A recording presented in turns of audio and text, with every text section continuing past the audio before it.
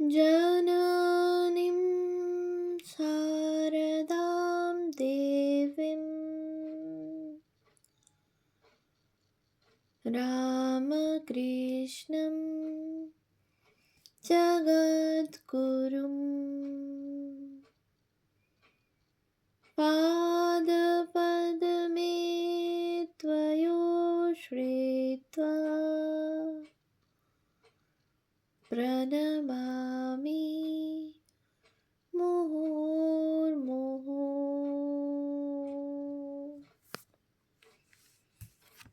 পূজনীয় স্বামী শিবপ্রদানন্দজি মহারাজের সম্পাদনায় রচিত শ্রীমা সারদা ও তাঁর বৈঠকখানা গ্রন্থ থেকে পাঠ। পৃষ্ঠা সংখ্যা 57, মায়া মুক্তির ক্ষেত্র। এবার শ্রীমার কথাতে রাধারানীর জন্ম বৃত্তান্ত।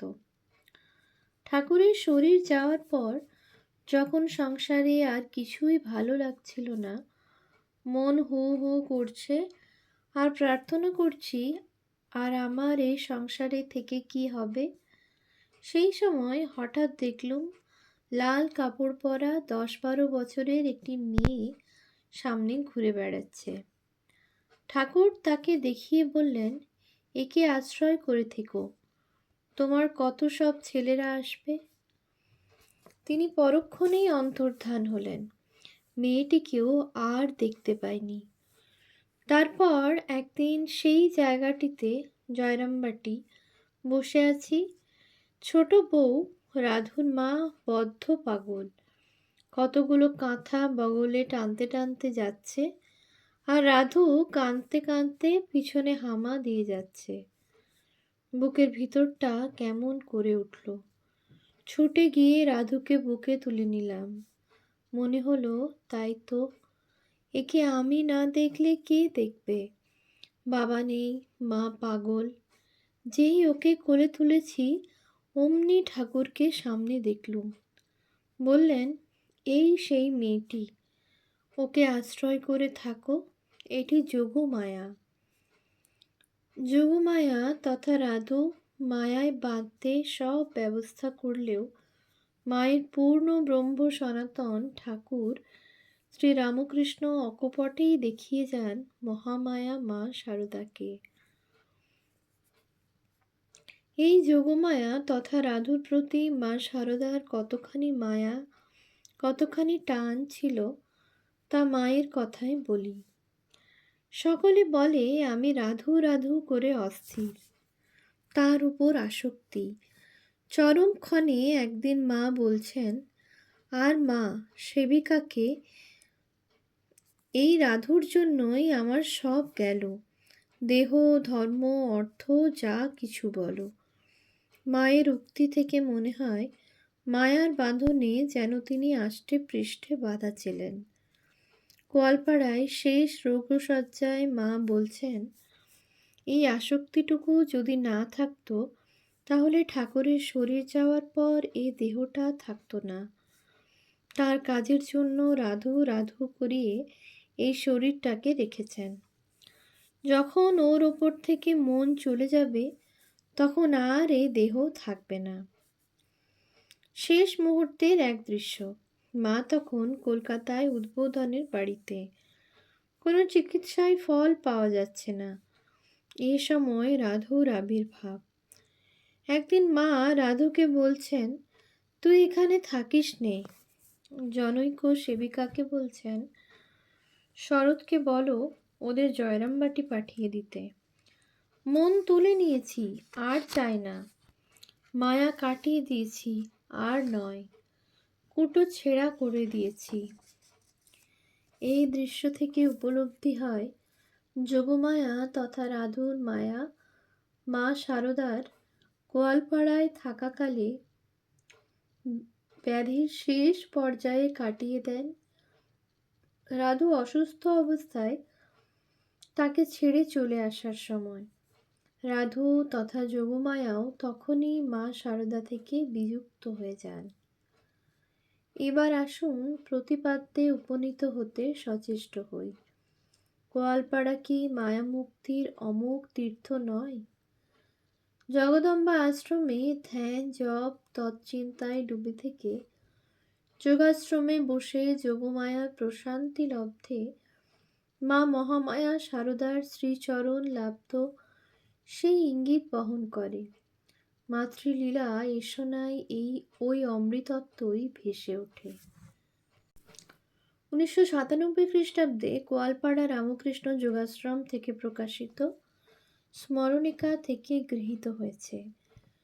লেখকের সংক্ষেপিত নামের অন্তরালে প্রকৃত নাম প্রকাশিত হয়নি। গোয়ালপাড়ার কথা। গণপতি রায়। গোয়ালপাড়া হলো আমার বৈঠকখানা। শ্রী শ্রী মা সারদা দেবীর মুখনিসৃত বাণী। গোয়ালপাড়া সত্যই ধন্য, পূত ও পবিত্র।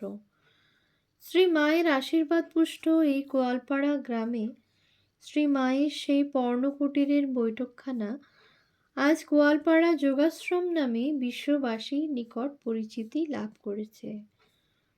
জয়রামবাটি থেকে বিষ্ণুপুর যাতায়াতের সময়ে গোয়ালপাড়া গ্রাম নিবাসী পরম পূজ্যপাদ কেদারনাথ দত্ত পরে স্বামী কেশবানন্দ মহারাজের ভক্তির টানে মা আকস্মিকভাবে ক্ষণিক বিশ্রাম নিয়েছিলেন কেদারনাথের গৃহে।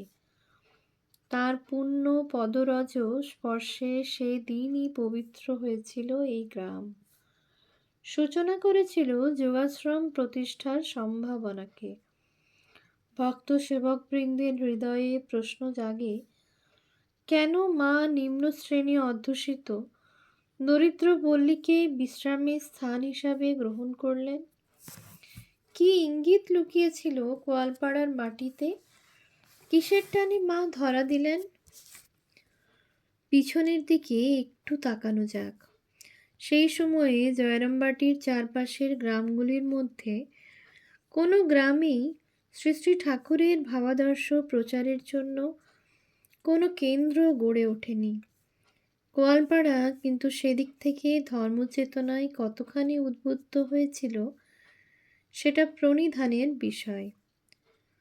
বাঁকুড়া জেলার প্রায় শেষ সীমানায় এই গ্রাম। অনতি দূরেই জয়রামবাটি শ্রী মায়ের জন্মস্থান পুণ্যধাম এবং 5-6 মাইল দূরে দক্ষিণে হুগলি জেলার কামারপুকুর গ্রাম শ্রী শ্রী ঠাকুরের জন্মভূমি দেবস্থান।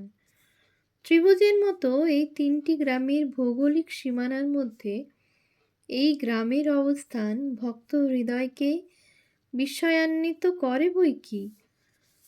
কামারপুকুর ও জয়রামবাটি আমাদের বারাণসী, কিন্তু গোয়ালপাড়া, যে গোয়ালপাড়াকে শ্রী শ্রী মা জয়রামবাটির সঙ্গে গ্রথিত করে শ্রী শ্রী ঠাকুরের ভাবাদর্শের আলোকে আলোকিত করলেন। এই গ্রামের একটি প্রাচীন সংস্কৃতি ধারা লক্ষ্য করা যায়। একটি আধ্যাত্মিক পরিবেশ এই গ্রামটিকে বেষ্টন করে আছে। ভগবত ভক্তের ভক্তি সুলভ দৃষ্টির দ্বারা অবলোকন করলেই গ্রামের উন্নত সংস্কৃতির কথা সহজেই বোঝা যায়। এই গ্রামের পশ্চিম প্রান্তে একত্র সন্নিবেশিত পরপর দ্বাদশ শিবের ভগ্ন মন্দিরগুলি গ্রামের তৎকালীন ধর্মচেতনার সাক্ষ্য এখনও বহন করছে। পূর্ব দিকে অধিষ্ঠিত ধর্মরাজ বাঁকুড়া রায় গ্রামের সকলের মনে আধ্যাত্মিকতার অনুপ্রেরণা বহু দিন থেকে দিয়ে আসছেন। গ্রামের ঠিক মাঝখানে পঞ্চমন্ডির বেদির উপর অধিষ্ঠিতা মা রক্ষাকালী বরা ভয় হস্তে অধিবাসী বৃন্দকে অভয় দিচ্ছেন। যোগাশ্রমের উত্তরে অনতি দূরেই রাস্তার পাশে ভগ্ন বিষ্ণু মন্দিরের স্থাপত্য চিন্তাশীল মানুষদের বিস্ময় জাগায়। এছাড়াও গ্রামের মধ্যে গ্রাম্য দেবদেবীর মন্দিরের অবস্থান গ্রামবাসীর ধর্মচেতনার প্রমাণ বহন করছে। মানুষের চিন্তাধারা কর্মধারার গৌরবময় প্রতিচ্ছবি হল তার সংস্কৃতি।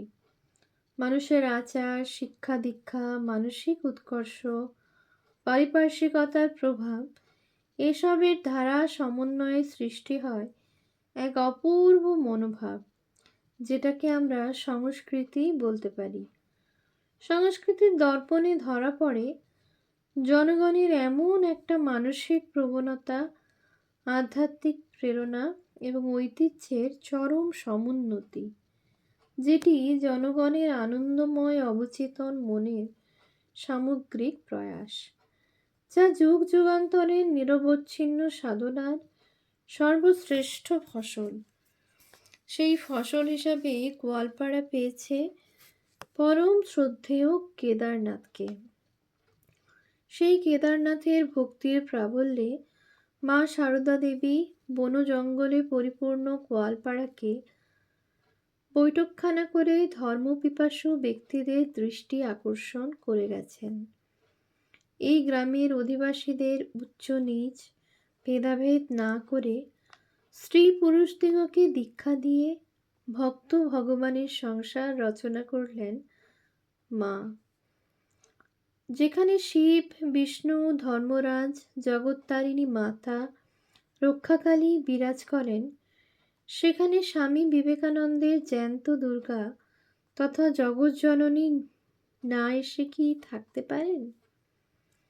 শ্রী শ্রী মা কেদারনাথকে নির্দেশ দিলেন, দেখো বাবা, তোমরা যখন ঠাকুরের জন্য ঘর ও আমাদের পথের বিশ্রামের জন্য স্থান একটু করেছ, তখন এবার কলকাতা যাবার সময় ওখানে ঠাকুরকে বসিয়ে দিয়ে যাব। সব আয়োজন ঠিক করে রেখো। প্রতিষ্ঠিত হয়েছিল যোগাশ্রম ও জগদম্বা আশ্রম। তথাকথিত সমাজের নিম্ন শ্রেণী অধ্যুষিত গ্রামবাসীর মধ্যে বিরাজ করে শ্রী মা সকলকে নবচেতনায় উদ্বুদ্ধ করে গেলেন। মানুষের অন্তরাত্মা যেখানে ক্ষুধা তৃষ্ণায় আর্তনাদ করে ওঠে, যেখানে মনুষ্যত্ব দারিদ্র্যের কষাঘাতে বিকাশের পথ খুঁজে পায় না, সেখানেই ভগবান নেমে আসেন, নিজেকে মিশিয়ে দেন আর্ত ব্যথিতদের ভিড়ে। পরম করুণাময়ী জগজ্জননী যে দুর্বল সন্তানের জন্য সর্বদা চিন্তিতা, সন্তানকে আপনার ক্রোড়ে তুলে নেবার জন্য তিনি যে সদা ব্যাকুলা, তিনি যে সেই পতিত অধম নীচ আর্ত মানুষের মধ্যেই বিরাজ করেন, তাই তো শ্রী মা নিজ লীলা দেখাবার জন্য গোয়ালপাড়া হলো আমার বৈঠকখানা, এই ব্যঞ্জনাময় উক্তি করে গোয়ালপাড়াকে তাঁর লীলাভূমিতে পরিণত করে গেলেন। কেদারনাথ গোয়ালপাড়ার ভগীরথ, পিতার নাম দীননাথ দত্ত। কেদারনাথ কোনো জমিদারের সেরেস্তায় সরকারগিরি করতেন বলে গোয়ালপাড়ায় তিনি সরকার মশাই নামে পরিচিত ছিলেন। কেদারনাথ গ্রামের ছেলে মেয়েদের শিক্ষা দেবার জন্য নিজের ঘরে পাঠশালা খুলেছিলেন। আর্ত পীড়িতদের সেবার জন্য তিনি হোমিওপ্যাথি চিকিৎসা করতেন। গ্রামের যুবকদিগকে আত্মনির্ভরশীল করবার প্রেরণায় তিনি নিজ গৃহে তাঁত যন্ত্র বসিয়েছিলেন। সন্ধ্যায় গ্রামের যুবকগণ তাঁর গৃহে এসে রাজনীতি, সমাজনীতি, আধ্যাত্মিক আলোচনা করতেন। সেই সময়ে ভারতের স্বাধীনতা আন্দোলন গ্রামেগঞ্জেও ছড়িয়ে পড়েছিল। কেদারনাথ গ্রামের যুবকদিগকে নিয়ে গণসংগঠনের মাধ্যমে স্বাধীনতা আন্দোলনের সঙ্গে নিজেকে জড়িয়ে ফেলেছিলেন। তৎকালীন ইংরেজ সরকারের কড়া নজর ছিল কেদারনাথের উপর। শোনা যায় একবার তাকে পুলিশে ধরেও নিয়ে যায়। হেন মানবের জীবনের এক মাহেন্দ্রক্ষণে আকস্মিকভাবে শ্রী শ্রী মা সারদা দেবীর সঙ্গে তার সাক্ষাৎকার ঘটে। মায়ের কথা শুনে কেদারনাথ ভাবাবিষ্ট হয়ে পড়েন। মনের মধ্যে ছিল যে ধর্ম ভাবনার অমোঘ বীজ, অনুকূল পারিপার্শ্বিকতায় তা ধীরে ধীরে অঙ্কুরিত হতে থাকে। দৈনন্দিন জড় জাগতিক জীবনে তৃপ্তি পেল না তার মন। কৃপাময়ী জগজ্জননী মা সারদা দেবী কৃপা করে তাঁর সম্মুখে উপস্থিত হয়ে তার মধ্যে আলোকিত মহাভাবের দিব্য আবির্ভাব প্রত্যক্ষ করে ভক্তি সাধন মার্গে তাকে দিলেন পথ নির্দেশ। নিমেষের মধ্যেই বিপ্লবী কেদারনাথ রূপান্তরিত হয়ে গেলেন স্বামী কেশবানন্দ মহারাজে।